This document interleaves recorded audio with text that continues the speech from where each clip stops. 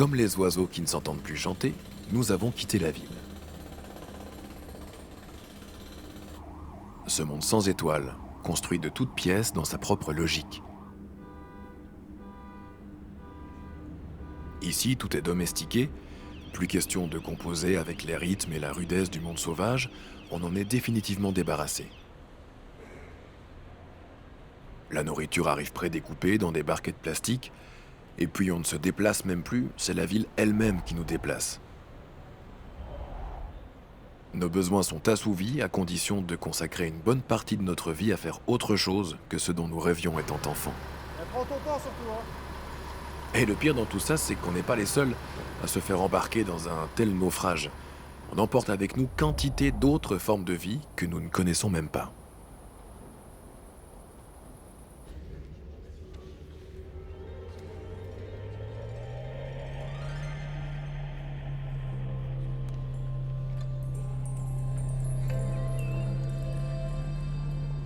C'est toujours assez émouvant de voir que même quand il n'y a plus rien, il y a quand même encore quelque chose.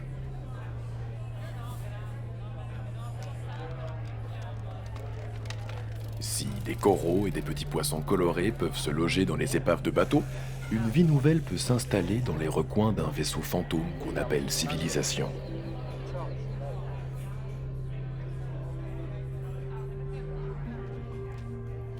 C'est dans ces ruines et sur ces parois vermoulues que fleurissent de nouveaux récits, de nouvelles idées, de nouvelles façons d'habiter.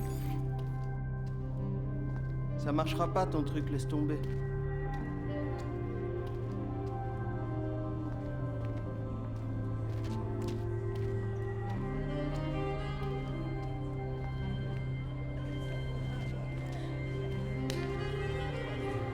Dans ce paquebot qui se prétendait insubmersible, nous ne pouvions être sauvés que si nous réapprenions à rêver.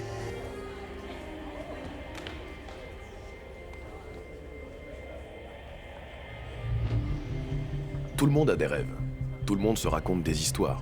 S'il y a un point commun qui unit l'ensemble des sociétés humaines, c'est que chacune d'entre elles repose sur des mythes et sur des grands récits fondateurs. Et parfois, avec le temps, certains récits ne tiennent plus. Il nous faut donc en inventer d'autres. Même dans les nuits les plus sombres, il n'est pas impossible de déceler au loin quelques lumières, ou du moins quelques lucioles. Quand le monde que nous connaissons semble se défaire dans un grand fracas, certains, discrètement, sont déjà en train d'inventer d'autres mondes. Sans aucun doute, notre façon de vivre est pittoresque, mais aujourd'hui, plus que tout autre, je prends conscience que ce n'est pas une mauvaise chose. Nous avions besoin de prendre l'air, et c'est comme ça que nous avons quitté la ville. Mais comme nous ne pouvions pas aller ailleurs, nous l'avons quitté de l'intérieur. Bienvenue au Diamant Palace. Et oui, ça fait 1308 jours maintenant que nous sommes installés dans ce vieux théâtre abandonné, le Diamant Palace. Un théâtre Art Nouveau. C'est marrant l'Art Nouveau. Il apparaît à la fin du 19e et s'inspire énormément du monde vivant dont la destruction organisée s'est emballée précisément à ce moment-là. Des fleurs de fer et des papillons de verre. L'Art Nouveau s'inspire d'une nature qu'il domestique par la symétrie. D'ailleurs, les premiers mécènes de l'Art Nouveau étaient des grands industriels, comme pour signer que l'avenir du monde était d'être entièrement remodelé par l'homme moderne et sa technique. Ce même homme qui est allé sur la Lune et qui, avant même d'y avoir posé le pied, avait déjà jeté un sac poubelle depuis son véhicule spatial. Mais avons-nous vraiment vocation à tout détruire quand on s'installe quelque part? Homo sapiens est-il programmé pour habiter contre le monde? Si le fait de se faire un abri est un invariable de l'aventure humaine, on peut effectivement se montrer critique de la façon dont certains d'entre nous les ont fait. Habiter, on peut penser que ça se résume à avoir une maison bien calée, à se fixer quelque part avec quelques-uns. Aujourd'hui, pour plus de la moitié de la population mondiale, habiter, ça veut d'abord dire vivre en ville. Nous, les citadins, connaissons très peu les autres formes de vie qui peuplent cette planète. Et c'est peut-être parce qu'on les connaît mal que nous parvenons à vivre sans trop nous inquiéter de leur destruction successive. Même si l'on sent, quelque part au fond de nous, que quelque chose de sale est en train de se produire. La planète que nous habitons foisonne de vie. Une variété hallucinante de formes, de motifs, de couleurs, de parfums, de textures, mais aussi de caractères, de façons d'être, d'habitudes et de petites manies. Il y a une infinité de formes toutes belles, disait Charles Darwin. La biodiversité, c'est vraiment le trip du siècle. Alors qu'on découvre environ 18 000 nouvelles espèces chaque année et qu'il en reste des millions d'autres, nous savons que nous détruisons en ce moment certains êtres vivants que nous ne connaissons pas encore et que nous ne connaîtrons jamais. Mais dans la ville, entre un sol de béton et un ciel fait de lumière artificielle, on finit par oublier que nous habitons une planète si vivante. Dans notre vision occidentale moderne, le vivant est un environnement, un décor, le théâtre dans lequel se met en scène la comédie humaine.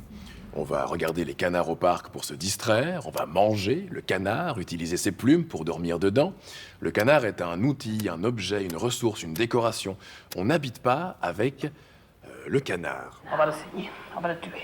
Et même le discours des grandes ONG de défense de l'environnement est influencé par cette vision très utilitariste de ce qu'on a appelé les ressources naturelles. On dit qu'il faut préserver la forêt amazonienne parce que c'est notre poumon vert. On parle de la biodiversité comme de notre boîte à outils pour l'avenir. On parle des stocks de poissons. Ce logiciel de pensée qui place l'humain au centre du monde porte un nom, l'anthropocentrisme. Un héritage philosophique que l'on tient entre autres de ce gros bébé d'Aristote. Et d'ailleurs, ce regard un peu méprisant qu'on peut avoir vis-à-vis des autres espèces que la nôtre, on a tendance à l'appliquer aussi aux autres humains qui ne vivent pas comme nous, qui auront subi ou subissent encore la spoliation de leurs terres, les pillages, les génocides, la colonisation. Les études anthropologiques nous montrent que les façons d'habiter sont incroyablement variées et complexes, mais aussi que certaines d'entre elles sont plus dominantes que d'autres. On estime qu'il y a entre 5 000 et 10 000 langues parlées au monde, mais que 80% de la population mondiale parle seulement 80 de ces langues. 80 ? Ben quoi ? Bah 80 c'est énorme. Ben non, justement, c'est pas beaucoup. Bah si, moi je parle une ou deux langues et encore. Attends, c'est pas 80% des gens qui parlent 80 langues chacun. C'est pas possible. Sinon, t'aurais forcément déjà croisé des gens qui parlent 80 langues.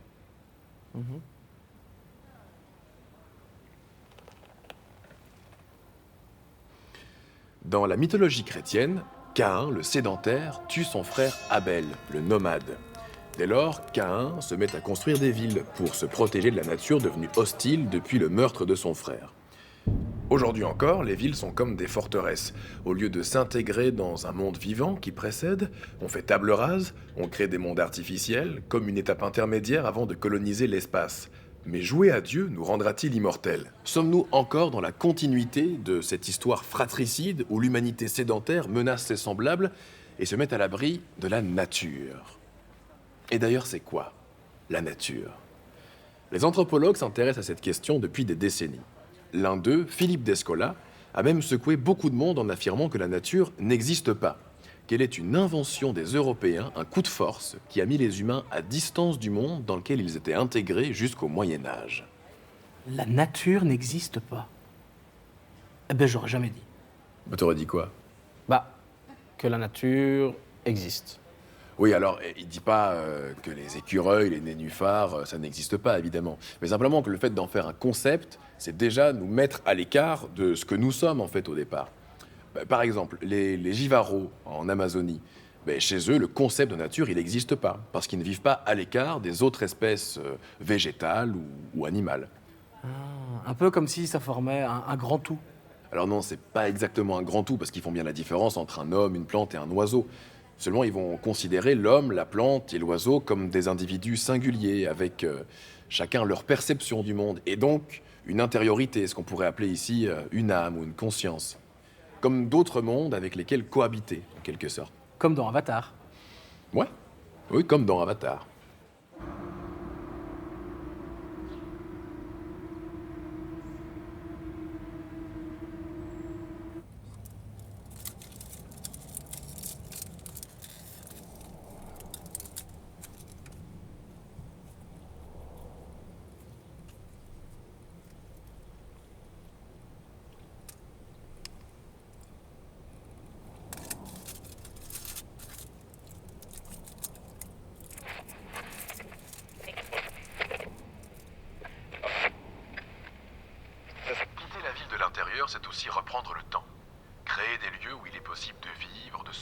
créer et d'imaginer des choses. On se rend compte dans nos sociétés modernes que nous avons au fond très peu de prise sur le destin des espaces que nous habitons. C'est pas nous qui faisons la ville. De nos jours, la ville est morcelée, privatisée, redessinée par des technocrates, des promoteurs dans des logiques de profit. La ville moderne, c'est le contraire de la cité, le contraire de la rue. Cet espace composite de vie, de rencontres, d'échanges, de création artistique, d'expression politique, de contestation, tout ce que l'on peut trouver de vivant dans la ville est broyé par ces logiques de contrôle et d'administration. Le seul intérêt de faire ville est en train de disparaître. La ville désormais se consomme. On connaissait les usines dortoirs, les ouvriers logés sur leur lieu de travail. Aujourd'hui, nous sommes tous logés sur un lieu de consommation. L'un des angles préférés du cinéma hollywoodien dans ses récits apocalyptiques, c'est justement la destruction des grandes villes, soit par un raz-de-marée, soit par l'invasion d'aliens, de robots ou de zombies. Dans les films, on dirait que la fin du monde, c'est la fin des villes, alors que dans la réalité, c'est peut-être l'inverse. L'expansion de la ville moderne, de ses structures, de ses récits, de son aménagement fonctionnel et autoritaire, n'est-elle pas l'expression même de la fin des mondes? La création d'un non-monde, sans expérience, complètement lisse. En fait, bien plus réelle que cette fin du monde que les humains se projettent depuis des millénaires, la fin des mondes s'orchestre sous nos yeux, et ce depuis des siècles. Déjà sous le Second Empire, les travaux monumentaux de la transformation de Paris, menés par le baron Haussmann et Napoléon III, venaient sceller le sort des Parisiens plus que jamais administrés. Des grandes artères, de larges avenues, des places et des boulevards bien dégagés, pour la modernisation, pour l'hygiène, le commerce, les circulations, aussi pour pouvoir plus facilement tirer au canon sur la foule en cas d'émeute. Dans ces rues que les hommes ont tracées pour ton bien, chantait Léo Ferré. Regarde comme ton meuble ressemble étrangement à ton immeuble. Ton meuble fonctionnel dans lequel sont rangées tes affaires. Regarde comme ton quartier ressemble à un rayon de supermarché dans lequel chaque produit est rangé dans sa boîte. Ici, la nature est en pot, comme un oiseau en cage, une compagnie décorative. Les seules formes de vie non humaines tolérées sont domestiquées, réduites à des accessoires, enfermées, taillées, artificialisées. L'espace urbain est zone de contrôle total sur la vie. Ici, on administre. La liberté, c'est se mouvoir dans les limites du cadre imposé. On pense conduire librement nos cages en métal qui roulent, mais ce sont des routes dessinées par d'autres qui nous conduisent. Nous sommes coupés du monde, paradoxalement seuls, à plusieurs. Comment penser que nos horizons standardisés soient le destin de l'humanité ? D'ici, on ne voit plus les étoiles. Nos rêves sont confisqués et nous sommes privés de ciel. Autrefois craint de nos ancêtres par superstition, le voilà lui aussi menacé par les ravages de cette civilisation. Il nous reste tant de monde à découvrir. Et ici, on ne parle pas de conquête spatiale ou de nouvelles colonies. On parle des mondes qu'il nous reste à inventer. Nous avons besoin littéralement de créer les mondes à venir, les nouvelles façons d'habiter. Il faut être rêveur pour construire des sociétés qui ne sont pas inhumaines. On peut dès maintenant choisir d'habiter le monde et non de continuer à le combattre. Maturité de l'homme, retrouver le sérieux qu'il mettait au jeu étant enfant. Mais c'est Nietzsche. Qui? T'as lu Nietzsche, ça? Bah non, je sais même pas qui c'est. Mais tu viens de citer une phrase de Nietzsche. Ont tracé pour ton bien ces rivages perdus vers lesquels tu t'acharnes, où tu veux aborder, et pour t'en empêcher les mains de l'oppression. Tiens, je te ramène la bande dessinée que tu m'as prêtée. Ah, merci, tu l'as lu. C'est la recomposition des mondes de Pignocchi. Oui. Ça t'a plu? Oui, j'ai trouvé ça très intéressant parce que je me retrouvais dans la peau de quelqu'un, dans la manière dont il explique, pour qui tout le monde décrit, tout l'univers décrit dans la bande dessinée, donc l'univers des zones à défendre, était complètement nouveau en fait. Et principalement l'idée d'être en combat en fait sur un endroit. Donc au début de la bande dessinée, on voit très bien que ce qui l'a marqué énormément, c'est toute cette guerre qu'il y a eu, que l'État a fait finalement à cet endroit. Et la peur en fait, l'angoisse, la peur. Donc l'invasion de la ZAD par les policiers, par les forces de l'ordre et tout.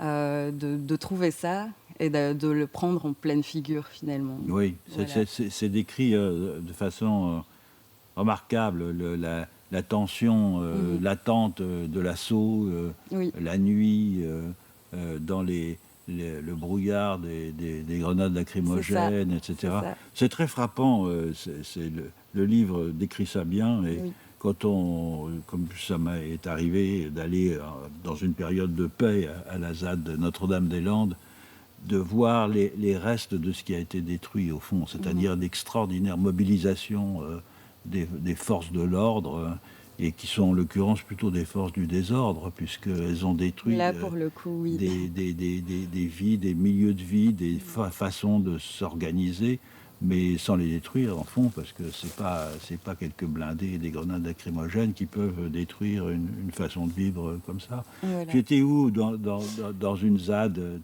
Bah, justement, la ZAD, je connaissais pas en fait avant cette fameuse arrivée. C'était en avril, je pense, vers avril, qu'ils ont décidé de l'expulser. Et donc on m'en avait parlé.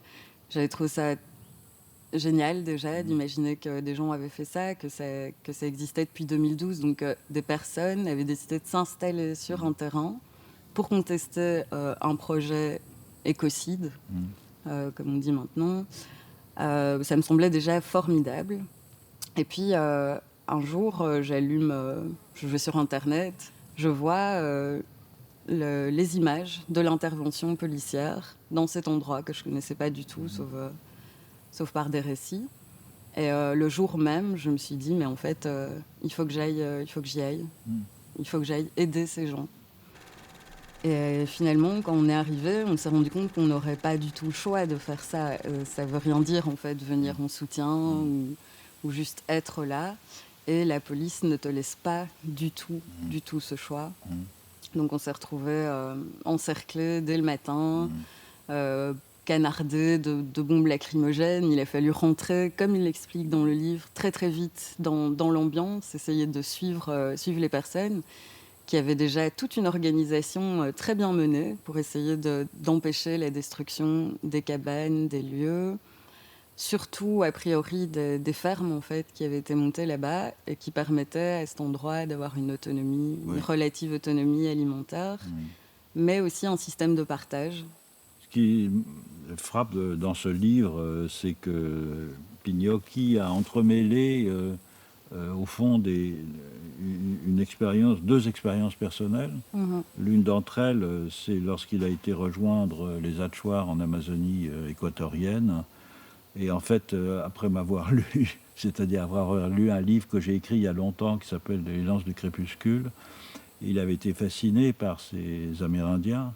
Les Achuar ont composé un monde qui est très différent du nôtre, bien sûr. C'est d'où le titre de l'ouvrage, parce qu'ils habitent la forêt de la Haute-Amazonie. Et surtout, ils ont un rapport très direct et d'échange de personne à personne avec les plantes et les animaux, avec lesquels ils parlent, ils dialoguent dans des champs en particulier, et puis aussi en rêve. Tu vois, c'est une société où le matin, bien avant le lever du jour, on se réunit autour des feux pour discuter les rêves de chacun. Oui. Les rêves de la nuit, c'était des rêves dans lesquels, au fond, on avait une personne qui vous apparaissait et qui se présentait. Et c'était soit une plante, soit un animal qui venait donner des indications aux rêveurs de la situation dans laquelle se trouvait. Et ce personnage, qui pouvait être un singe, si on était un chasseur, un singe laineux par exemple, ou bien un plant de manioc. Toujours des êtres avec lesquels les personnes sont en interaction de toute façon tous les jours, bien sûr, et de personne à personne, même si c'est d'ailleurs, dans le cas des animaux, pour les tuer et les manger, dans le cas des plantes aussi. Hein. Et au fond, j'ai fait toutes les recherches que j'ai menées au fil des années ont été pour montrer que la nature sous cette forme-là n'existe pas, que c'est le titre d'un des chapitres de Pignocchi, parce que la nature, c'est une abstraction philosophique que nous avons inventée, nous les modernes. Alors ça peut surprendre de dire que la nature n'existe pas, surtout lorsque nous sommes au milieu des arbres, ici, en entendant les oiseaux et les cigales. Mais au fond, c'est vrai. C'est-à-dire que ce qu'il y a, ce sont des multiplicités d'êtres avec lesquels nous sommes en interaction quotidiennement. Et je pense que ce que les zadistes ont retrouvé, c'était ça, justement, cette identification. Mais peut-être que tu peux en parler, toi, dans ton expérience personnelle. Oui.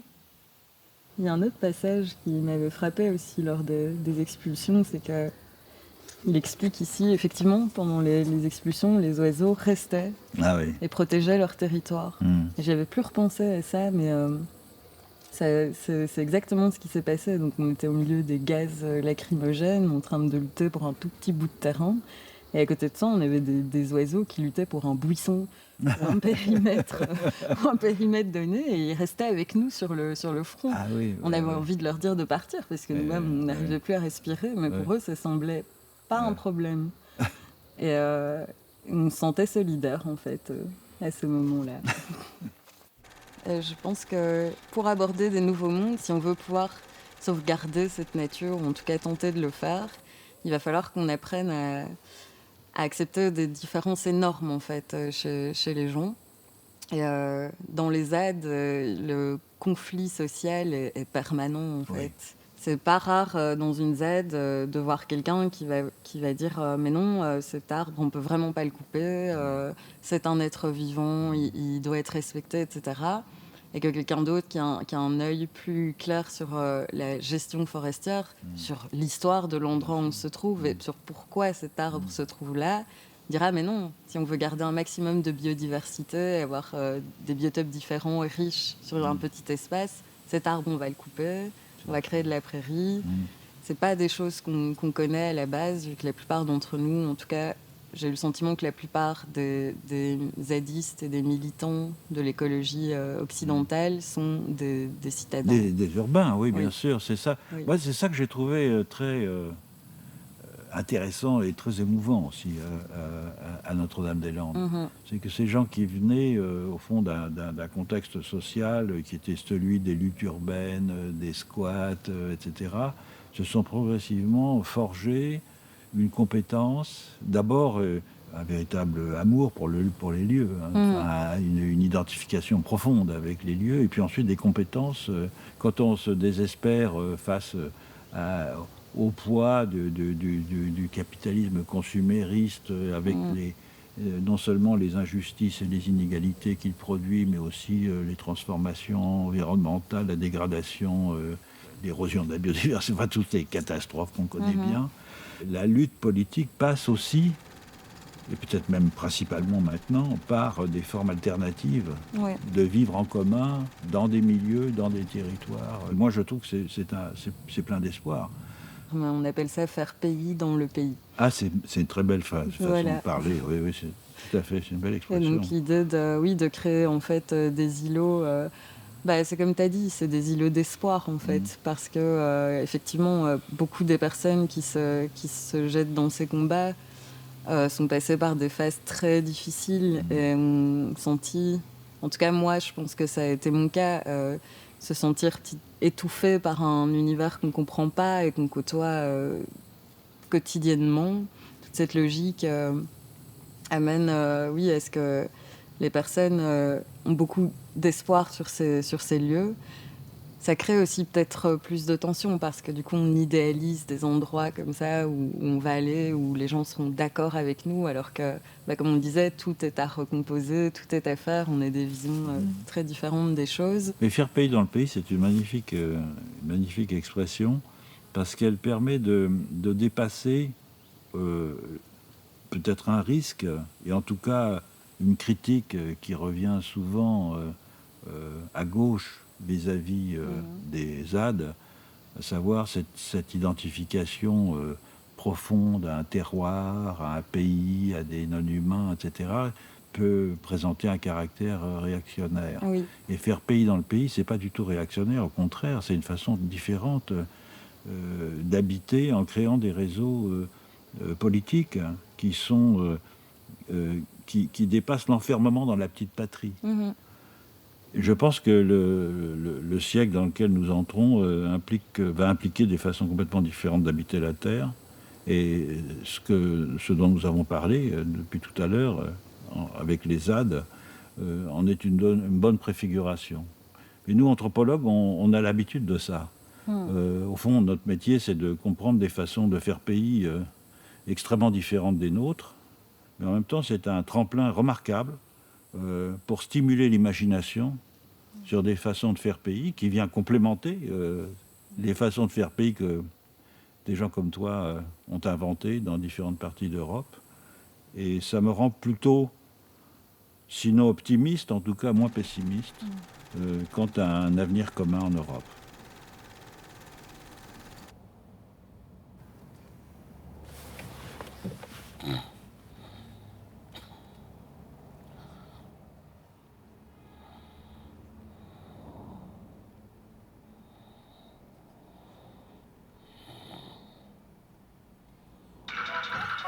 Vous écoutez toujours la radio pirate du Diamant Palace, 1308e jour de sédition avec ce monde de brutes.